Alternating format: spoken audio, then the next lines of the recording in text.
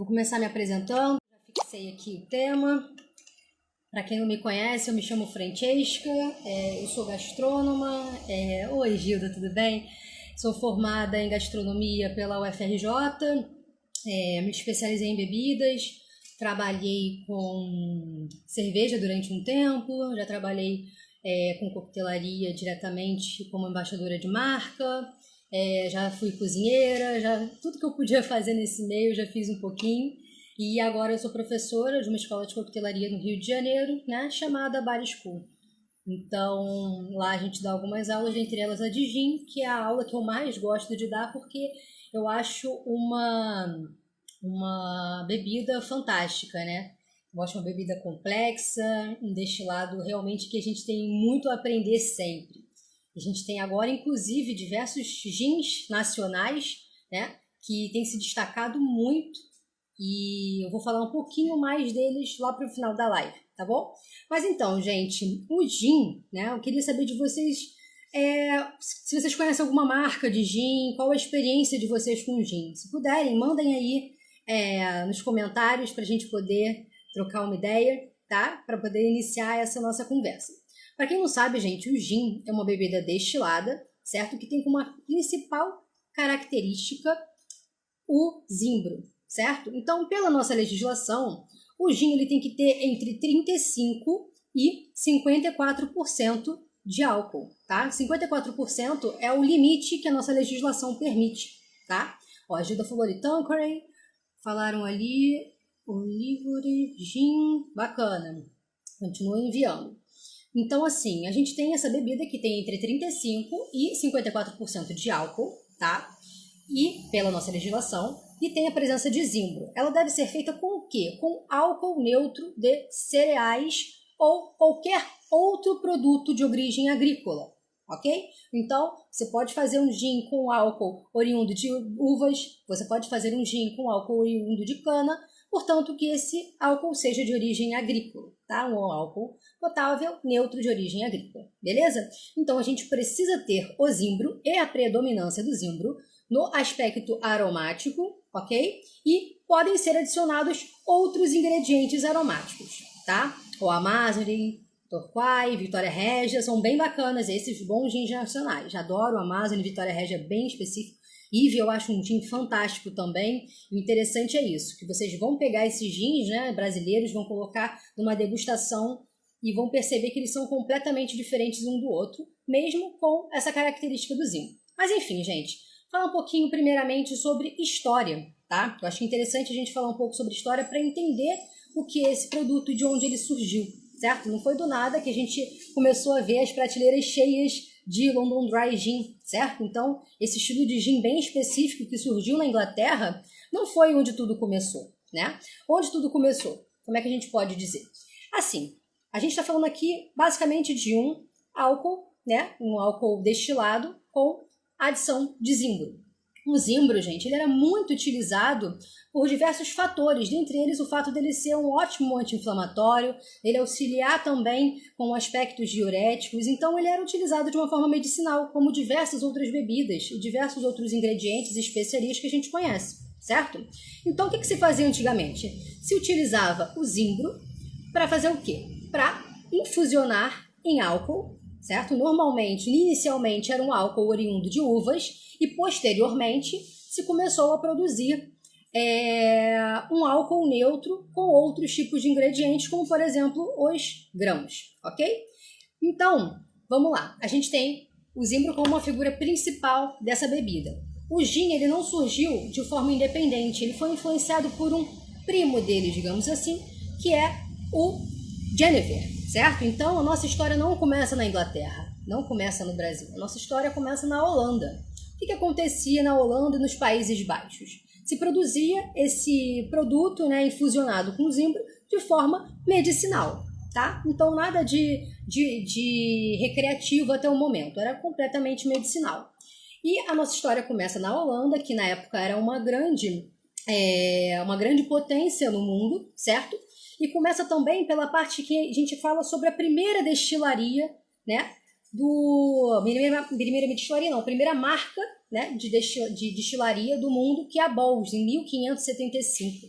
Então a gente começa com uma grande empresa, né, uma grande destilaria, que ainda fazia licores, fazia o próprio Genever, mas de forma medicinal, ok? Então, essa destilaria, o que ela tinha de especial? Ela tinha um bom contato com a Companhia das Índias Orientais. Então, eles tinham acesso a muitas especiarias, certo? Então, tudo que o resto do mundo não conseguia ter acesso, né, o resto da Europa não conseguia ter acesso, a Holanda e, em especial, a Bols conseguia. E ainda tinha outro fator, que era o seguinte: a Bols e a Vok, né, essa companhia, eles tinham uma relação bem bacana, bem estreita. Então, eles conseguiam fazer algumas trocas. Então, enquanto a Bols conseguia ter esse monopólio, a companhia conseguia ter os melhores licores e os melhores gêneros. Beleza, gente? Então, a gente começa agora aqui na Holanda falando sobre o Genever. Mais para frente eu vou explicar um pouquinho mais sobre o que é o Genever, tá? Para a gente não confundir muito, porque o nosso objetivo hoje é o gin. Mas o gin e o Genever são bebidas completamente diferentes quando a gente fala de produção e aspectos sensoriais, ok? Então, a gente tem o Genever como uma bebida medicinal, e a gente vem agora para uma questão que é o seguinte: os soldados ingleses que começam a ter contato com essa bebida holandesa, certo? Então, como é que era a melhor forma de você conhecer o produto e a cultura de outra pessoa, né, nessa época, em 1500, 1600? Pelas expedições e pelas guerras, certo? Então, os ingleses começaram a ter contato com o Genever por causa das guerras. Então, os soldados iam para as guerras, tinham contato com os holandeses e voltavam para a Inglaterra falando sobre a bebida que fazia os holandeses terem coragem, né? Dutch courage. Então, isso é muito bacana para a gente entender como esse destilado, né, que tem essa infusão de zimbro, começa a se disseminar na Inglaterra. Então, a gente já começa a ter esse burburinho desse destilado infusionado com zimbro. E a gente começa também a ter produções em certos locais da Inglaterra, certo? Então, nos portos da Inglaterra já se começa a produzir também destilados infusionados com zimbro, ok? Até o momento, tudo medicinal. Quando a história começa a mudar? A história começa a mudar por volta de 1600 e, se não me engano, 1690, 1689, 1690, quando um rei, certo? Um rei que é holandês, ele vira um rei inglês. Ele vem para cá, ele para Inglaterra, né? Ele casa com a sucessora do trono, então acaba tendo essa união Inglaterra e Holanda, ok? Nessa época, eles tinham grandes confrontos com a França. E na Inglaterra se bebia muito conhaque, beleza? Então, temos a influência de um rei na Inglaterra, que é um rei holandês, que bebe em sua maioria o Genever, certo? Que vem com a sua influência para o trono inglês e começa a querer acabar com essa questão da economia, né, de estar apoiando a economia de um país rival, que é a França. Então, o que acontece? Esse rei, ele começa a bloquear essa importação de conhaque. Então, o que a população acaba tendo? Uma escassez de conhaque, que era a bebida mais consumida, em conjunto com a cerveja, ok? Então, a gente tem essa situação que a população fica com escassez também de destilados. Então, se começa a ter a produção maior de destilados com infusão de zimbro. Beleza? Certo até aí, gente? Então, tá uma aceleradinha aqui, que a história é bem longa. O que é importante a gente saber nessa situação? Que, para você, como é que você faz para você ter o apoio mostrar o seu apoio para um governante, né? Você começa a beber aquela bebida, você começa a apoiar aquilo que o governante fala, certo? Foi isso que a população começou a fazer. A população começou a procurar por esses destilados, certo? Então, vou até dar uma olhadinha aqui na data que isso aconteceu, foi isso mesmo, né? Além disso, gente, a gente tem uma outra questão, que é a seguinte: conhaque não é mais produzido, a gente só tem a cerveja agora, certo? A gente só tem a cerveja, deixa eu tirar isso aqui. Só tem a cerveja para que seja a bebida consumida. Então, acaba acontecendo o seguinte: a própria Inglaterra começa a botar mais impostos sobre a cerveja. Então a gente tem o seguinte, a cerveja com preço caro, a população querendo os destilados, certo? Sem conhaque nenhum, mas até curtindo esses destilados com infusão de zimbro, que era uma imitação do Genever, que estavam sendo produzidos. Só que quem estava nessa época produzindo não conseguia produzir o suficiente. E estava no monopólio de uma empresa, de uma companhia dos Veneráveis Destiladores, era o nome dessa companhia. Então, essa companhia não conseguia dar conta. Eles não conseguiam dar conta de produzir esse produto e vender para toda essa multidão de pessoas que queriam esse destilado, certo? Então, o que acontece? Começam a afrouxar um pouco essa produção, né? Começam a afrouxar um pouco. Então, era um monopólio de um grupo específico e agora não vai ser mais. Só que esse monopólio desse grupo específico, ele também garantia qualidade. Por quê? Porque esse produto era feito como? Ele era feito com low wine. O que era o low wine? Era o grão, né? Os grãos que passavam pelo processo de fermentação e destilação. Então, esse grupo fazia este processo, certo? Então, fazendo este processo, você consegue o quê? Vender para outras pequenas empresas que retificam. Então, essa empresa conseguia garantir a qualidade do produto. Só que a partir do momento em que acabam com o monopólio dessa empresa e não criam uma instituição e uma forma de manter essa qualidade, o que acaba acontecendo é que acabam surgindo diversos produtos de baixíssima qualidade, ok? Então, a gente tem um gin com uma qualidade duvidosa e mais disponível, porque qualquer pessoa podia começar a produzir, certo? Logo depois, quem sucedeu esse rei, William, foi a rainha Anne, e ela abriu ainda mais isso. Como? Qualquer um poderia produzir, certo? Então, a partir do momento que qualquer pessoa pode produzir o gin para conseguir atender essa demanda nacional, a gente começa a ter esse problema que é o quê? A falta de controle e diversas pessoas produzindo o destilado sem ter a mínima noção de como fazê-lo, certo? Nesse caso, a gente tem a falta do conhaque, uma população inteira produzindo, uma parte da população produzindo um destilado sem o mínimo controle e o acesso fácil e barato a esse produto. As pessoas vendiam o gin, né? E esse termo surgiu por uma abreviação que a própria população fez, né? As pessoas vendiam gin na rua como se fosse barraquinha de churros, como se fosse barraquinha de tapioca, né? Estou dando exemplos assim, barraquinha de sorvete. Então, a gente tem um índice de alcoolismo imenso, certo?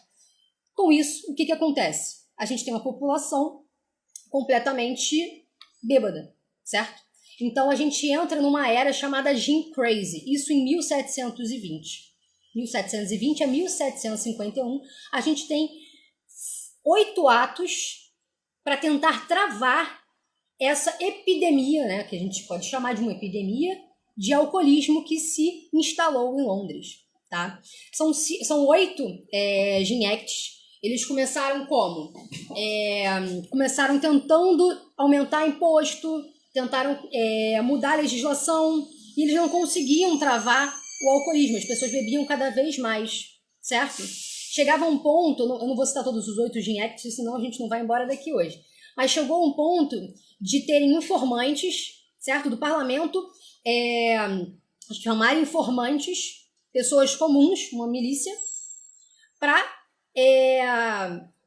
falar que uma outra pessoa estava produzindo gin de uma forma ilegal, de uma forma que não estava seguindo as normas de qualidade de produção, certo? E esses informantes acabavam sendo mortos, certo? Esses informantes acabavam sendo mortos. Gin Acts, sim, foram 8 Gin Acts, foram 8 atos que foram feitos, né, como se fossem umas normas que eram para ser seguidas para que se travasse essa epidemia, para que se travasse esse alcoolismo, né? Então, o 5º Gin Act, por exemplo, foi a proibição do gin. Os primeiros foi, não se pode produzir destilados com a presença de zimbro, com mais de tanto teor alcoólico. E aí a população fazia o quê? Tirava o zimbro e fazia outro tipo de produto, certo? Então, eu acho que é interessante a gente perceber como essa liberação né, da produção, como as pessoas podiam consumir e produzir dessa forma, né, como essa liberação acabou causando todo esse problema, certo? Mas enfim, o que é importante a gente saber aqui? Que o gin ele não era bom nessa época, as pessoas não sabiam produzir, não é igual hoje em dia que a gente tem internet, que a gente tem livros e mais livros que falam sobre produção, né? Naquela época não tinha isso. Então, a gente tinha um produto pobre, um produto que cegava, um produto que matava. A taxa de mortalidade, na época em Londres, né, em 1723, chegou a ser maior do que a de natalidade, certo? As crianças nasciam com síndrome alcoólica fetal.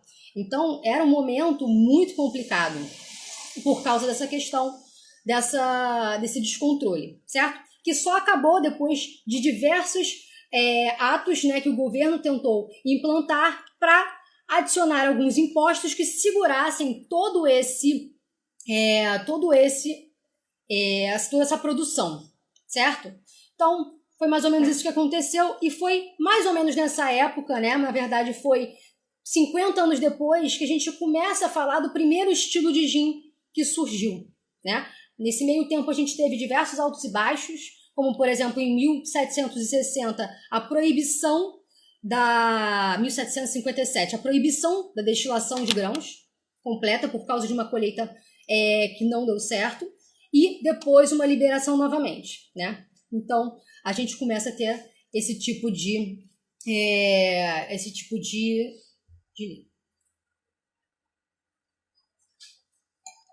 Mas voltando aqui, estava comentando sobre esse estilo de gin, né? O primeiro estilo de gin que surgiu, né? O primeiro estilo de gin que surgiu foi o Old Tom Gin. Vocês já ouviram falar do Old Tom Gin? Ele é um gin que ele surgiu como? Nessa época, se existiu o Gin Palace, né? Logo depois desse Gin Crazy, desses atos e de toda essa epidemia de alcoolismo, em 1700 e quase 1800, surgiram os Gin Palaces, que eram as casas de gin. Então, enquanto durante bastante tempo o gin foi considerado uma bebida de pessoas moribundas, de alcoólatras, anos depois começou a ser considerado uma bebida de pessoas que tinham dinheiro por causa desses Gin Palaces, certo? Então a gente começa a falar do Old Tom Gin, que era o gin adocicado. Como eu tinha comentado antes, o gin ele não tinha uma boa qualidade, as pessoas não sabiam fazer o corte da matéria, certo? Aquele corte da cabeça e da cauda. E o que acontecia? Você tinha que dar um jeito de deixar aquilo bom. E como se fazia isso? Adicionando raízes e outros ingredientes que fizessem com que aquele produto ficasse mais adocicado. Então o Old Tom surgiu mais ou menos dessa forma. Existiam os Gin Palaces e existia um produtor que fazia o quê? Ele produzia um gin especial que tinha um dulçor bem específico. E ele ficou bem famoso porque os Gin Palaces compravam barricas, né, com o gin dele, escrito Old Tom, que era o apelido desse produtor, certo? Então, o Old Tom começou a ser conhecido por causa disso. Era um produtor chamado Thomas Chamberlain, que produzia gin, certo? Um tipo de gin adocicado. Então, Old Tom Gin é o primeiro estilo de gin que surgiu. Beleza? Tudo bem, gente? Vocês mandaram algumas mensagens aqui, mas eu não estou conseguindo acompanhar. Se puder, enviem nas caixinhas de perguntas aqui no canto, aqui embaixo, tá bom?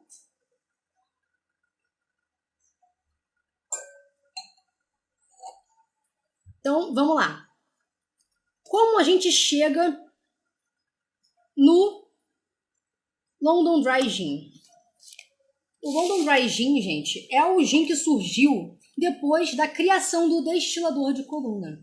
Não sei, provavelmente vocês devem conhecer os tipos de destilação. Se não conhecem, vou citar rapidamente. A gente tem a destilação em alambique e a destilação em coluna. A destilação em alambique é uma destilação que não é contínua. É uma destilação em que você tem a matéria-prima, certo? Você tem a separação do álcool daquela matéria-prima e aí você faz o corte de uma forma artesanal, certo? Enquanto o destilador de coluna era um destilador industrial, um destilador que retifica mais a matéria-prima, mantém menos as características da matéria-prima.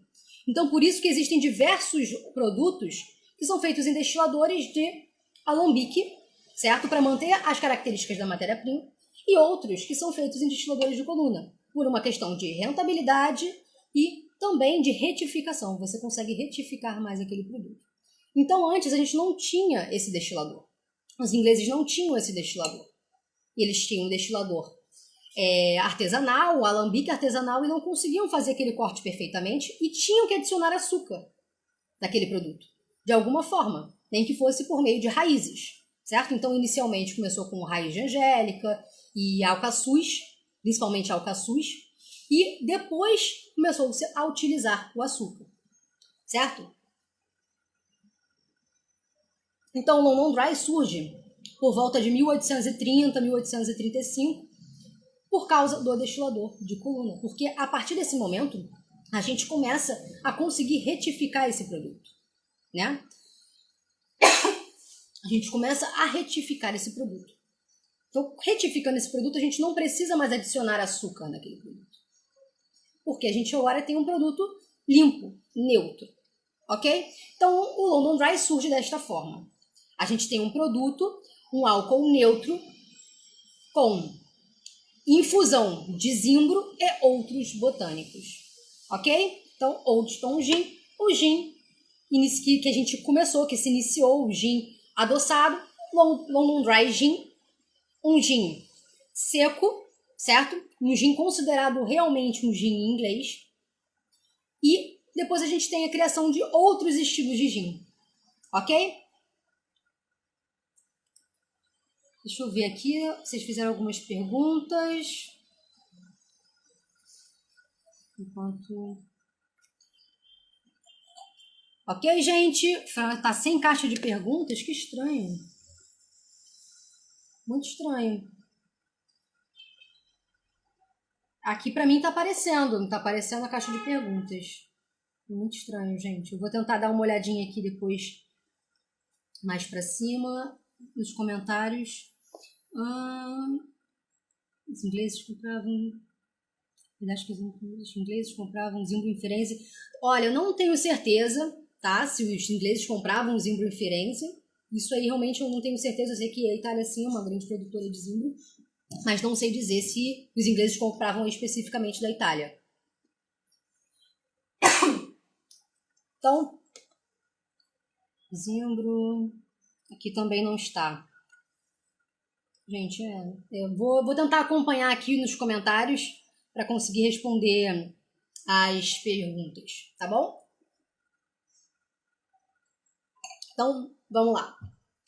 Então, a gente falou agora sobre o surgimento do Genever, certo, na Holanda, a influência da Holanda na Inglaterra e o gin que a gente está bebendo hoje, certo? O que é importante a gente saber da diferença entre o gin e o Genever, certo? Eu falei rapidamente no início, mas é importante a gente falar agora para deixar mais claro.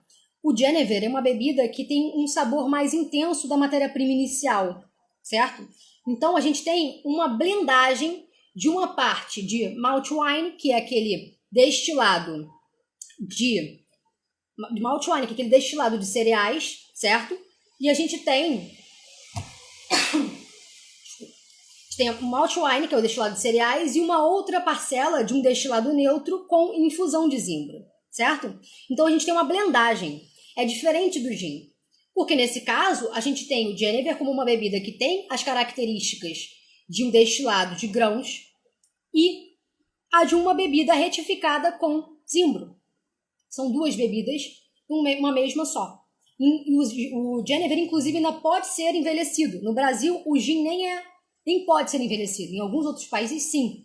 Mas nesse caso, no Brasil, ele não pode ser envelhecido. Certo? Então, o Genever ele pode ser envelhecido. E o gin, principalmente o London Dry Gin, ele é um gin seco, certo? Um gin seco, que é feito com álcool neutro retificado, ok? Pô, mas o que faz o gin ficar diferente? Os botânicos que você adiciona neles, certo? Então, a gente tem diversas marcas importantes. A primeira delas, que eu posso citar para vocês, né, não foi a primeira a surgir, mas uma que muitos conhecem, é a fundação da Gordon's Company, em 1769. Então, a Gordon's Company foi uma empresa que é muito importante, que se juntou em 1889 com a Tanqueray, certo? A gente hoje encontra uma grande empresa chamada Diageo, com esse nome, né? Que tem o Gordon's e Tanqueray, uma grande fusão. E são 2 gins que são considerados London Dry clássicos, tá? London Dry clássico. Então, vocês citaram aí no início, Beefeater, Tanqueray, Bombay, todos esses gins são considerados gin clássicos, London Dry clássicos. Aí vocês me perguntam, pô, Fran, mas eu vou no mercado, eu encontro um gin diferente, mas está escrito London Dry, mas eu vejo que ele não tem nada a ver com Bombay, nada a ver com Beefeater. Por quê? Porque esse gin, ele está escrito London Dry pela legislação brasileira. Nossa legislação, ela é uma legislação que enquadra esse gin London Dry, como se fosse um gin clássico. Mas às vezes esse gin não é. Então, por exemplo, eu trabalhei com uma marca de gin que se chama, que tem o London Dry no seu rótulo, certo? Só que ele é um gin completamente cítrico. Ele tem uma predominância do zimbro, mas ele tem uma citricidade muito intensa. Então, o que a gente consegue tirar disso? Ele é um gin enquadrado como London Dry por não ter adição de açúcar, certo? O gin ele pode ter até 15 gramas de açúcar por litro, certo? De 6 a 15 é um Old Town Gin, certo? Sem nada, sem açúcar algum, ele é um London Dry Gin. Então, na nossa legislação, esse gin que tem uma característica extremamente cítrica, ele é um London Dry Gin, pela legislação. Mas, para o mundo, a gente chama ele de um gin contemporâneo, certo? Então, o que faz se tornar um gin premium? Já vou falar disso, tá? Mas assim, o que é importante a gente saber? Não sei se vocês conhecem, a gente tem citaram aí o Hendrick's, certo? Eu tô com uma garrafa aqui de uma edição especial que não costuma ser muito produzida, é um lote pequeno, e, se não me engano, ele é um dry gin. Ele não é especificado como um London Dry Gin, por causa da produção desse gin e das características desse gin, certo? Então, a gente tem, vocês falaram do Gordon's, ninguém falou Gordon's. A gente tem esses diferentes estilos de gin, diferentes tipos de gin, com diferentes botânicos diferentes, que fazem com que esse produto ele seja um gin, um London Dry, um Dry Gin, um Old Town Gin ou um gin composto, ok? Então, o que faz um gin ser premium? Primeiro, o que faz o gin ser premium, qualquer bebida destilada ser premium, é a qualidade e posicionamento de marca. Então, um gin, que pra gente pode ser um gin fantástico, super premium, no Brasil, pode ser um gin standard lá fora. Existem marcas de cachaça, por exemplo, que aqui no Brasil são consideradas marcas de combate, né, marcas mainstream, e que lá fora são marcas premium de cachaça, pelo posicionamento e qualidade do produto, certo? Então, a 51 exportação, por exemplo, dando um exemplo de cachaça, né, indo para outro viés, a 51 exportação ela é diferente da 51 vendida no Brasil. Ela tem um posicionamento de marca diferente no Brasil, comparado a alguns países lá fora. Então, o que determina um gin premium? Posicionamento e qualidade, certo? Isso com vodka também, né? A gente tem várias marcas de vodka que no Brasil são premium, super premium, e que lá fora são premium ou standard, certo? Então, o que a gente pode falar sobre os estilos de gin que a gente tem no mercado? Hoje a gente tem uma grande variedade e a gente tem muitos gins contemporâneos, que são gins que não se enquadram no que é um Bombay, no que é um Beefeater, certo? Como, por exemplo, um gin chamado Monkey 47. Não sei se vocês conhecem, se não conhecem, né? Espero que tenham a oportunidade de conhecer. Ele tem 47 botânicos da Floresta Negra. É um gin alemão.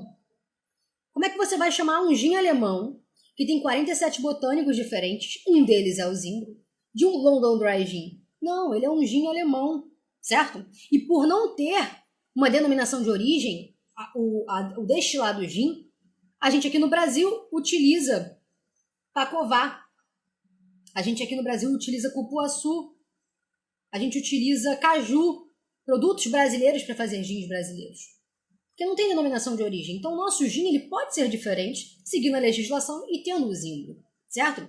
Quem dá a chancela de gin premium? Então, Não existe uma instituição que dê uma chancela de premium, certo? A marca determina o que é. Não existe uma instituição que fale, olha, você é um gin premium.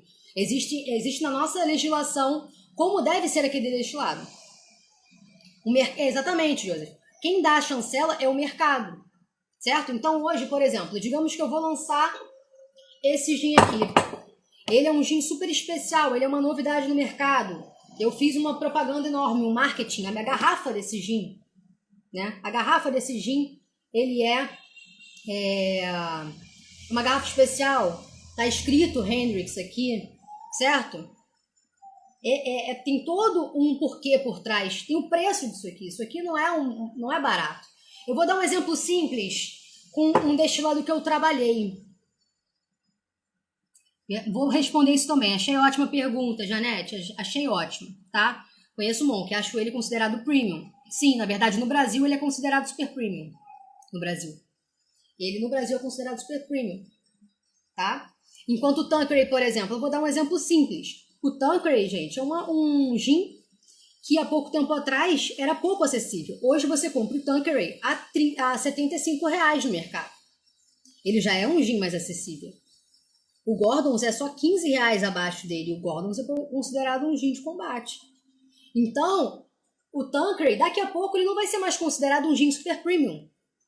Certo? Tanto que a própria marca lançou o Tanqueray 10, que é considerado um gin melhor do que o Tanqueray tradicional. Então, vocês veem como funciona o mercado, né? Por exemplo, eu trabalhei com uma marca que tinha dois rótulos. Vou pedir para pegar aqui para mim, para eu poder mostrar para vocês. Isso, pode ser isso aí. A marca trabalhava com 2 rótulos e posicionava de formas diferentes. É uma marca brasileira. Espero que vocês consigam enxergar aí. Por que eles lançaram 2 rótulos? Porque eles queriam atingir públicos diferentes, eles queriam atingir mercados diferentes. Então, eles lançaram um gin mais simples, um gin com zimbro e mais 4 botânicos. Um gin clássico, honesto, com uma garrafa simples, com rótulo simples, com preço mais baixo. E eles lançaram um gin considerado premium, posicionado como premium, com preço para combater com outros gins, como por exemplo o Amazon, como por exemplo o Eve, certo? Na categoria de brasileiros. E você vê que a garrafa dele é uma garrafa mais cara. O marketing feito em cima desse produto é um marketing muito mais forte. O posicionamento da marca é diferente. Os botânicos que tem nesse gin são diferentes. Ele tem uma personalidade enorme. Ele é um gin super cítrico, super complexo. Enquanto o outro é um gin super simples. Posicionamento de mercado. Pode ser que aqui, no Brasil, esse gin seja um premium. E lá fora ele seja um super premium. Um brasileiro super premium. Certo? Então, quanto mais popular, menos valorizado no mercado. Isso quem diz é o próprio mercado. Certo? Se você é um consumidor que você antes pagava R$100 num produto e hoje você tem esse produto bem mais barato e você tem um produto da mesma marca ainda melhor a R$100, você vai preferir qual? Se o produto é ainda melhor, certo? Então, por exemplo, o Tanqueray 10, ele tem botânicos completamente diferentes, certo? Eles têm botânicos completamente diferentes, um perfil sensorial diferente. A garrafa do Tanqueray 10 é muito diferente, certo? Então, é uma questão do próprio mercado. Absolute, por exemplo, a gente falando de vodka, Absolute se tornou uma marca, né? Se trabalhou tanto Absolute que ela se tornou uma marca premium. Absolute é considerada uma marca premium. Só que hoje você vê em qualquer lugar, ela continua sendo uma marca premium, mas quem determina é o próprio mercado. Perguntaram sobre o gin, caiu no gosto do brasileiro porque engorda menos. Vamos lá. O gin começou com essa ascensão né, de viajar o mundo inteiro. Acredito que primeiro, por causa das grandes marcas, a gente tem diversas marcas que entraram com muita força, principalmente no Brasil. Eu falo da Tanqueray porque é uma marca que entrou com muita força. A Diageo e a Pernod Ricard, que são 2 grandes multinacionais, entraram com muita força no Brasil e fizeram um bom trabalho no Brasil. Então, acredito que o gin ele tenha chegado aqui no Brasil por esse motivo, pelo motivo de ser um produto versátil, um produto em que você consegue... Tá travando, gente? Tá travando?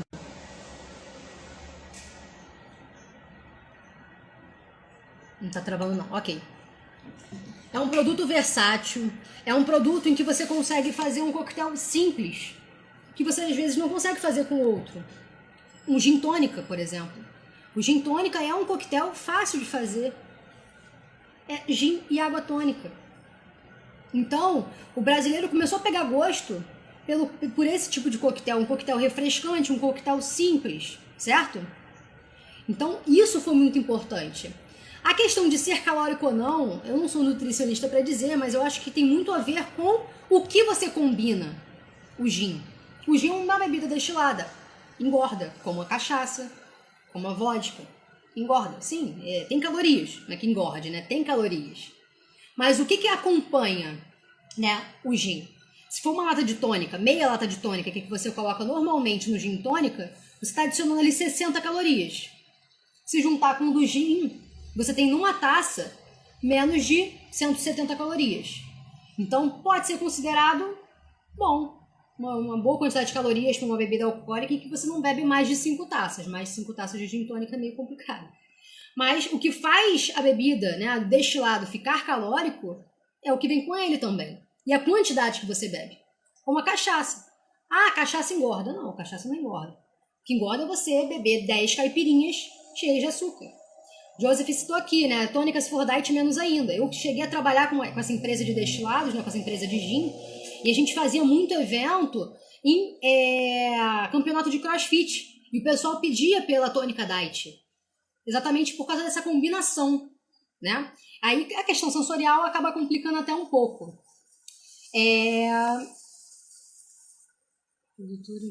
Tanqueray ganhou vários prêmios. Tanqueray ganhou vários prêmios. A gente também tem vários gins nacionais que ganharam vários prêmios, né? Ive, se não me engano, ganhou.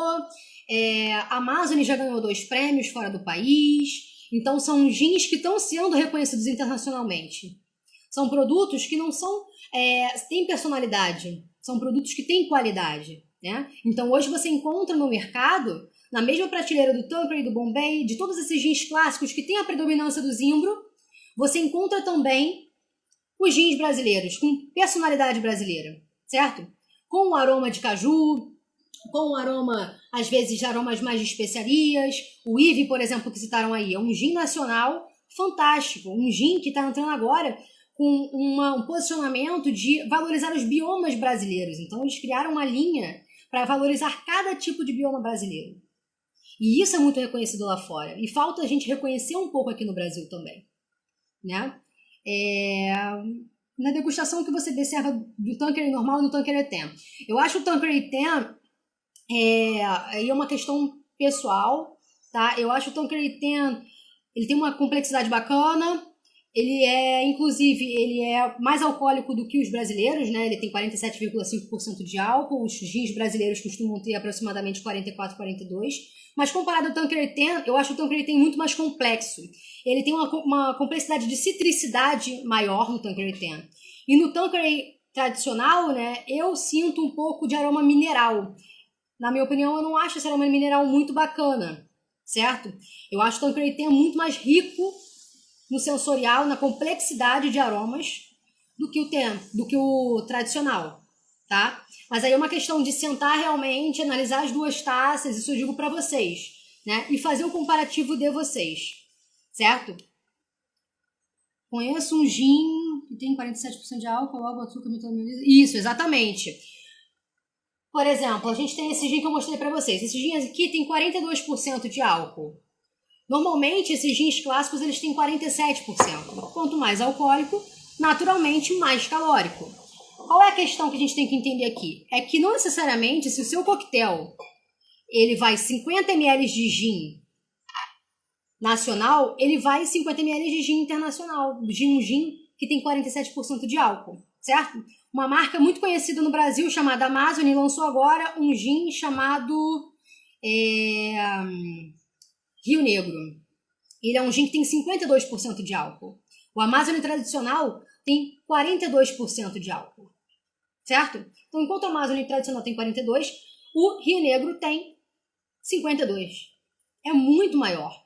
Então, você não vai fazer um coquetel utilizando a mesma quantidade dos dois. Tem que existir equilíbrio. E o equilíbrio no coquetel, ele é dado como? Pela proposta do coquetel. Um Negroni, por exemplo, que é um coquetel que vai gin, ele é um coquetel intenso em sabor, é um coquetel que tem um álcool presente, não é um coquetel que explode na boca em questão alcoólica, certo? E ele tem o quê? Equilíbrio. Qual é a proporção de um Negroni? 30 de vermute, 30 de bitter, potável e 30 de gin. Mas se eu coloco um gin com 52% de álcool, esse gin vai explodir nesse coquetel. E esse coquetel é um coquetel clássico, que foi inventado com um gin que tem tinha na época, muito provavelmente, no máximo uns 45% de álcool, certo? Então isso são coisas que são muito importantes para a gente entender. Qual a temperatura ideal para se degustar um gin puro? Então, o ideal é você degustar na temperatura ambiente. Então, normalmente a gente faz como a degustação? A gente pega, só um segundo, o gin. A gente faz uma degustação sem girar a taça, porque não se gira a taça de destilado, certo? Principalmente de bebidas retificadas. Então, você vai girar, não vai girar, vai sentir o aroma e você pode diluir com 2 partes de água. Então, pegar uma taça ISO, colocar uma parte de gin, sentir o aroma e o sabor sem o gin, sem a água, e depois adicionar 2 partes de água, certo? Com isso, o que a gente tem? A gente abre o sabor, a gente tira aquele estouro alcoólico que se tem no início, né? Que vem quando você bebe ele puro, e você consegue abrir os sabores e começar a entender a complexidade dos botânicos presentes naquele produto. Como se degusta o gin para provar? Puro no coquetel. Então, como normalmente eu indico para os bares, tá? Eu vou falar como eu indico para os bares. Gin puro ou no coquetel? Qual é o meu bar ou qual é a minha proposta com aquele coquetel? Um coquetel clássico como o Dry Martini, ele não pode utilizar um gin que tem uma complexidade voltada para o cítrico ou voltada para o herbal. Como assim não pode? Até pode, mas vai sair da proposta do Dry Martini. O Dry Martini é um coquetel que vai basicamente gin e um pouco de vermute dry. Então, se você for um bar ou você tiver a proposta de fazer coquetéis na sua casa clássicos, você precisa de um gin clássico. Se você tem a proposta de criar coquetéis específicos, o que você faz? Você faz o teste com esse tipo de coquetel, certo? Então, por exemplo, esse gin aqui, esse Hendrick's aqui, ele tem um perfil floral. Ele tem muita rosa, ele tem muita violeta e ele tem muita lavanda, muita alfazema. Ele é um gin que fica fantástico para você fazer algum coquetel em que ele não tenha quase diluição nenhuma na taça. Então, um Aviation, por exemplo, que é um coquetel que vai creme de violeta e Luchardo Maraschino, certo? Um coquetel que vai numa taça martini, consegue imaginar a taça martini? Ele vai sobressair, certo? Num gin tônica, por exemplo, eu posso elevar o sabor desse produto. Utilizando o quê? Utilizando botânico, utilizando ingredientes na minha taça que vão elevar ou complementar o sabor desse produto. Então, se você vai no site do fabricante, você começa a entender qual a proposta do fabricante, o que ele indica para você. Então, estão na dúvida, não tenho como provar. Entra no site do fabricante e vê o que ele diz. Olha, o perfect service desse gin é com esse coquetel, é com aquele coquetel, é com esse gin tônico, certo? Então, puro no coquetel. Aí já respondi. O ideal é num coquetel, gente, porque a gente não bebe gin puro normalmente. E a gente não produz gins envelhecidos aqui no Brasil. Lá fora é bem comum gin envelhecido, né? Aqui não é comum gin envelhecido porque não é aprovado pela legislação. Para preparar coquetéis é melhor optar por gins mais neutros? Depende. Por exemplo, se você tem um gin mais cítrico, ele pode ficar fantástico em coquetéis doces, por complementação. Se você tem um gin mais clássico, ele vai ficar bem com os clássicos, certo? Você recomenda gin puro? Recomendar, assim, eu acho que é muito pessoal. Não é comum se beber gin puro, tá? Mas eu acho bacana certos gins no copo, sim, sem gelo. Eu, inclusive, o Monk, eu bebo ele sem gelo, puro. O Hendrix também, mas é uma questão de ocasião, certo? Então você não vai em nenhum bar e você encontra uma degustação de gin com gin puro, né? Dificilmente, às vezes o bartender vai te indicar, certo? Assim, eu acho que vale a pena em gins bem complexos. Existe um gin, por exemplo, chamado The Botanist. E ele é um gin muito complexo, assim como o Monkey 47. É um gin completamente diferente, mas é um gin com uma complexidade enorme. Você fazer um gin tônica com um gin com aquela complexidade é você, às vezes, estragar aquele gin. Porque você vai sumir com toda aquela complexidade. Você vai fazer um coquetel com ele que não vai demonstrar aquilo que ele tem.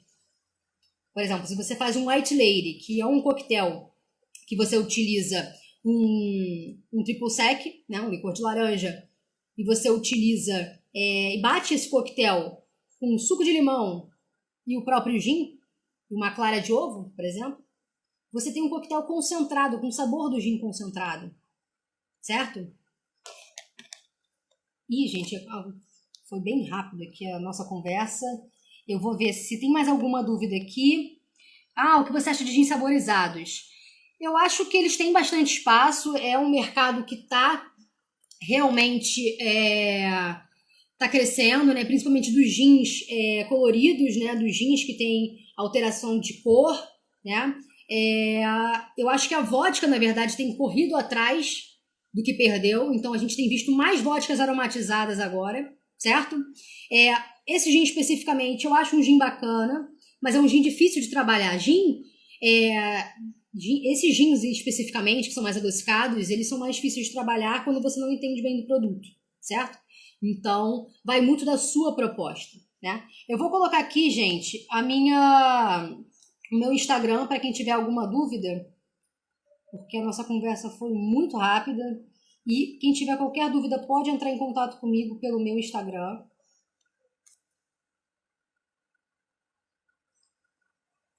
Fixar o comentário. Deixa eu ver aqui. Gin puro. Posso botar na geladeira? Pode botar na geladeira. Pode botar na geladeira, mas é aquilo. No caso do gin, quanto mais gelado, menos aroma você vai sentir. Certo? Então, o que você pode fazer é você pegar esse gin puro que você tá utilizando, certo? Você gelar ele e você acompanhar a evolução dele na taça, porque você vai sentir outros aromas depois, certo? Porque quanto mais gelado o produto, menos aroma você sente, ok? Para fazer um bom Negroni, como escolher o gin? No caso do Negroni, como eu falei, né, como eu citei anteriormente, o Negroni é um drink clássico, um coquetel muito clássico. Eu acho que um gin bacana para você utilizar são gins que têm uma predominância do zimbro intensa, certo? Então, eu acho fantástico um Negroni com Plymouth, certo? Eu acho fantástico um Dry Martini com Plymouth. Com o próprio Negroni, a gente normalmente aromatiza o Negroni com casca de laranja. E os próprios acompanhamentos, né? O próprio bitter, que é utilizado normalmente no Negroni, tem a predominância do quê? Do sensorial cítrico, voltado também para laranja. Então, às vezes, você pode elevar esse sabor utilizando um gin que tem um perfil voltado para uma toranja, por exemplo. Mas em coquetéis clássicos eu sempre indico para vocês utilizar gins clássicos, ok? Pode recomendar um gin para harmonização com o charuto. Eu não sou a maior especialista em charuto, mas assim, gin para harmonização com o charuto. Eu acho que existem coquetéis que ficam muito bons para harmonizar com o charuto. Tá? Coquetéis, inclusive, que não são coquetéis com gin. Ok? O próprio Negroni fica muito bacana com charuto. Um Old Fashioned, por exemplo, com whisky, fica muito bom com charuto também. Dependendo do charuto, dependendo da intensidade, certo? Então, como eu falei, a gente não é usual se tomar o gin puro, ok? Por quê? Porque é uma bebida de mistura, assim como a vodka, certo? Quem tiver a oportunidade de provar um gin envelhecido, aí eu acho que pode ser realmente uma ótima experiência. Coquetéis mais defumados, sim, coquetéis mais defumados. É uma ótima opção. Franquia Slow Gin. Slow Gin é basicamente um licor de gin. É um gin que tem um dulçor bem elevado. A gente, se não me engano, a gente não tem isso na legislação brasileira. O Slow Gin eu teria que procurar. Mas eu acredito que a gente não tem o Slow Gin na legislação brasileira. Mas é praticamente um licor de gin. Ok? Então ele tem a gente não é comum no Brasil. É bem difícil, tá? A gente encontrar Slow Gin no Brasil não é comum. Assim como o próprio Old Stone, que também acabou caindo em desuso e tem voltado agora por causa do movimento dos bartenders, certo? Boa noite. Muitos ingredientes atrapalham ou, eu não entendi, ou um drink com gin? Como assim? Eu não entendi muito bem essa pergunta, Sérgio. A gente está acabando o nosso tempo aqui, mas se você puder, me envia essa pergunta depois, eu fixei aqui meu Instagram, envia essa pergunta por inbox, tá bom? Que aí eu consigo tirar essa sua dúvida melhor, quando eu entender bem o que significa. Mas o que é importante a gente saber quando a gente tem um gin, gente? Só para poder finalizar aqui. A gente tem que entender o que a gente quer fazer com aquele produto. A gente quer elevar um botânico daquele produto. Se o meu gin tem cardamomo, eu posso fazer um coquetel que eu posso elevar aquele cardamomo ou posso complementar aquele cardamomo, certo? Se eu tenho um coquetel que ele tem um perfil de frutas amarelas, eu posso elevar essas frutas amarelas ou posso complementar com outra coisa. Certo? Então isso é importante, a gente tentar criar o equilíbrio, e o equilíbrio sempre pro lado que a gente quer, certo? Então, eu utilizar um gin herbal para fazer um Negroni é jogar o meu gin fora, porque aquele herbal é capaz de não aparecer ali, dele ficar confuso ali, porque ele é herbal, e ele tá no meio de um vermute e de um bitter potável, certo? Então, você tá utilizando um produto às vezes que vai sumir naquele coquetel. Então isso é importante a gente saber. A gente entender o gin, entender o produto que a gente tem, quais as características que ele tem e qual a utilização que eu quero daquele produto. Eu quero elevar um sabor, eu quero complementar, eu quero diluir ele, eu quero fazer um coquetel refrescante, bem diluído, eu quero concentrar aquele sabor, certo? Então isso é importante. O gin fizz, por exemplo, é um coquetel que ele é bem diluído também. Ele é um coquetel batido numa coqueteleira, gin, suco de limão e xarope simples, açúcar. Batido numa coqueteleira, se coloca num copo com gelo e adiciona uma soda. Que gin eu vou botar ali? Certo? Eu posso botar às vezes um gin herbal, eu posso botar um gin floral. Por quê? Porque eu tenho um perfil limpo. É diluído, mas eu tenho um perfil limpo. É limão, açúcar e água com gás. Certo? Então, gente, tá acabando o nosso tempo aqui.